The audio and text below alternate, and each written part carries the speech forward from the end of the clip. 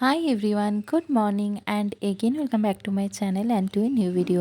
আজকে তোমাদের সাথে আবার একটা নতুন ভিডিও নিয়ে চলে এসেছি। আজকে তোমাদের সাথে আরেকটা মন্দিরে পুজো দিতে যাওয়ার ব্লগ শেয়ার করছি, আর তার সাথেই কিন্তু কিছু ইনফরমেশনও থাকছে এই মন্দির সম্বন্ধে। মেদিনীপুরের মধ্যে খুবই বিখ্যাত এবং একটি জাগ্রত মন্দির হলো মাদপুরের মনসা মন্দির। এই মন্দিরের কথা এখন শুধু মেদিনীপুরের মধ্যে কিন্তু একদমই সীমাবদ্ধ নয়, বহু দূর দূরান্ত থেকে মানুষজন এসে পুজো দিতে আসেন এবং তারা মানসিক করেন এবং সেই মানসিক পূর্ণ হয়। এবার এই মন্দিরের লোকেশনটা তোমাদের একটু জানাই। এটা হলো মাদপুর এবং চকপুর দুটো স্টেশনের ঠিক মাঝখানে অবস্থিত একটা গ্রাম, যেটার নাম মহিষা। তো মহিষা এবং গোটগেড়িয়া এই দুটো গ্রাম নিয়ে এই মন্দিরটি অবস্থিত। হাওড়া বা মেদিনীপুর এই দুটো জায়গা থেকে আসতে চাইলে কিন্তু ট্রেনে করে মাদপুর বা চকপুর এই দুটো যে কোনো একটা স্টেশনে নামতে হবে এবং সেখান থেকে টোটো বা অটো করে এই মন্দিরে পৌঁছে যাওয়া সম্ভব। আর এই মন্দিরের বাইরে কিন্তু সমস্ত রকম পুজোর সামগ্রী পাওয়া যায়। প্রতি শনিবার এবং মঙ্গলবার কিন্তু দেখার মতো ভিড় হয়। আর এই মন্দিরের বার্ষিক পুজো হয় কিন্তু চৈত্র মাসের তৃতীয় মঙ্গলবার। সেটাও অনেকেরই জানা, তবুও যারা জানে না তাদের জন্য এই ইনফরমেশনগুলো একটুখানি শেয়ার করে দিলাম, যদি কারো পুজো দিতে আসতে ইচ্ছে করে সেই জন্যই আর কি। তো যাই হোক, আমরা সকালবেলা রেডি হয়ে ওখানে পৌঁছে যাই এবং তারপর সেখানে পুজোর সামগ্রী নিয়ে মন্দিরের ভেতরে চলে যাই পুজো দেওয়ার জন্য।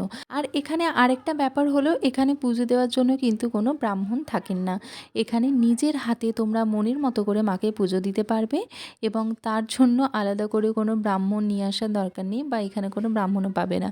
নিজের হাতেই নিজের সন্তুষ্টি মতো মাকে পুজো দেওয়া যায়। আর একটা জিনিস লক্ষ্য করে থাকবে যে এই মন্দিরে কিন্তু কোনো ছাদ নেই, অর্থাৎ মা কিন্তু খোলা জায়গা থাকতেই পছন্দ করেন। এই মন্দিরটার বহু উন্নয়ন কার্য চলছে এবং বহু ডেভেলপ হয়েওছে, কিন্তু তবুও দেখো কোনো ছাদ তৈরি করা হয়নি, কারণ মায়ের স্বপ্নাদেশেই রয়েছে মা কিন্তু খোলা মেলায় একদম প্রকৃতির মাঝেই থাকবেন। আর মন্দিরে যদি কোনো রকম শাড়ি বা মাকে কিছু দেওয়ার থাকে তাহলে কিন্তু ওখানে প্রথমেই অফিস রুমে গিয়ে টোকেন কেটে নিতে হয়। তো অনেকেই অনেক রকম মানসিক করে থাকেন, তার মধ্যে হয়তো একজনের মানসিক ছিল যে এই বাজনা বাজিয়ে মায়ের পুজো হবে, সেই জন্য দেখলাম সেই দিন ব্যান্ড পার্টি এসেছিলো এবং তারা বাজনা বাজিয়ে মায়ের পুজো করছিল।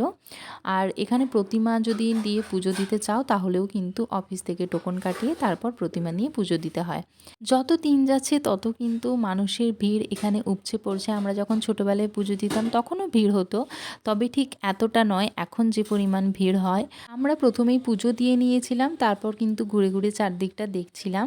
আর যতবারই মন্দিরে আসি ততবারই কিন্তু মনে হয় যে আরও থাকি, আরও কিছুক্ষণ থাকি, মন্দির থেকে বেরিয়ে যেতে একদমই ইচ্ছা করে না। আর এই যে এতগুলো প্রতিমা দেখতে পাচ্ছ, এই প্রতিমাগুলো কিন্তু ঠিক কারো না কারো মানসিকই প্রতিমা। যারা মানসিক করেন তারা প্রতিমাগুলি এনে সেখানে পুজো করে এবং রেখে দিয়ে যান, আর সারা বছর এই মন্দিরের ভিতরে সেই প্রতিমাগুলো থাকে। অন্যান্য দিন তো এখানে এই বেদির ওপরেই পুজো হয়, আর চৈত্র মাসে তৃতীয় মঙ্গলবার যখন বার্ষিকী পুজো হয় তখন কিন্তু মায়ের মেন মূর্তি আনা হয় এবং সেই পুজো হওয়ার পরে আবার সেই মেন মূর্তি শীতলা মায়ের মন্দিরে রেখে দিয়ে আসা হয়। সেটা একটা হইচই করে বিশাল ধুমধাম করে অনুষ্ঠান করেই এই নিয়মটি পালন করা হয়। আর দেখো, তোমাদের মন্দিরটা ঘুরিয়ে দেখাচ্ছি। যাদের যাদের এখনও পর্যন্ত এই মন্দিরে আসার সুযোগ হয়নি তারা এখান থেকেই প্রণাম করে জয় মা মনসা বলে যাও, আর তার সাথে মাকে নিজের মনস্কামনা জানিয়ে দিও। তো চলো, আমাদের পুজো দেওয়া কমপ্লিট হয়ে গেছে, এবার আমরা বাইরের দিকে যাব।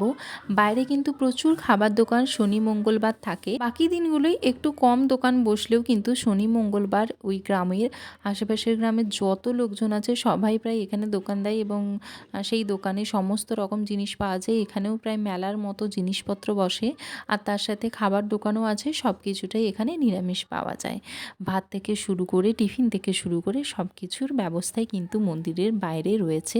বিশাল বড় মাঠ রয়েছে, তাই সেখানে কোনো অসুবিধাই হয় না। তো আমরা পুজো দেওয়ার পরে মন্দিরটাই ঘুরলাম আর তারপরে চলে গেলাম খাওয়ার ওখানে। আমরা প্রথমেই পরোটা আর ঘুগনি খেয়ে নিলাম, পেটাই পরোটা, যেটা আমার সব দিনই খুব প্রিয়।